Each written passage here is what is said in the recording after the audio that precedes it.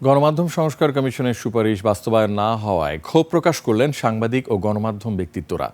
আর জাতীয় ঐকমত্য কমিশনের সহসভাপতি অধ্যাপক আলী রিয়াজ বললেন, গণমাধ্যমের স্বাধীনতা ও পেশাগত নিরাপত্তা নিজেদেরকেই নিশ্চিত করতে হবে। রোববার ডেইলি স্টার ভবনে গণমাধ্যম সংস্কার কমিশনের সুপারিশ নিয়ে মতবিনিময় সভায় বিভিন্ন বিষয় তুলে ধরেন বক্তারা। জারিন নাজরিনের রিপোর্ট।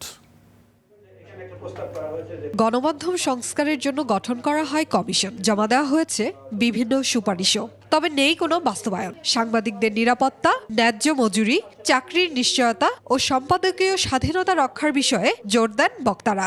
মালিকানার ধরন বদলাইতে হবে। বেসিক যে জিনিসটা বেতন ভাতা সাংবাদিকদের, এই জায়গাটুকু আজ পর্যন্ত এনশিওর করা যায় নাই। গণমাধ্যমের উপর রাজনৈতিক চাপ ও প্রতিষ্ঠানগুলোর মালিকানার যে ধরন, সেটা চলতে থাকলে স্বাধীন সাংবাদিকতা সম্ভব নয় বলে মন্তব্য করেন অধ্যাপক আলী রিয়াজ।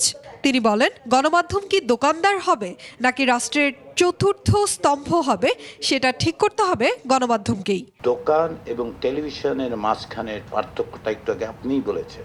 আপনি ফোর্থ স্টেট হইতে চান, আপনি কোনো দোকানদার ফোর্থ স্টেট হইতে চায় নাই। আপনি দোকানদার হব, কিন্তু আমি চাইবো যে আমি ফোর্থ স্টেটের ট্রিটমেন্ট পাবো, হবে না। রাজনৈতিক দলগুলো আপনাদের সামনে এসেও অঙ্গীকার করতে পারে যে রাষ্ট্রীয় প্রতিষ্ঠান যা জনগণের অর্থে পরিচালিত হয়, যার প্রধান লক্ষ্য বা কোনো অবস্থাতেই যার গভীর রাত্রে আপনাকে ফোন করার কথা না, তারা এই রকম ফোন করবে না। এই ব্যবস্থায় এই অঙ্গীকার রাজনীতিবিদরা দিক। সংস্কার কমিশনের সুপারিশ বাস্তবায়ন হলে গণমাধ্যমের স্বাধীনতা ও দায়বদ্ধতার নতুন দিগন্ত উন্মোচন হবে বলে আশাবাদী অংশীজনেরা।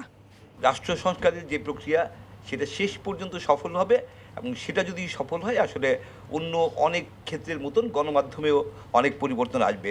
জারিন নাজরিন, 21 টেলিভিশন, ঢাকা।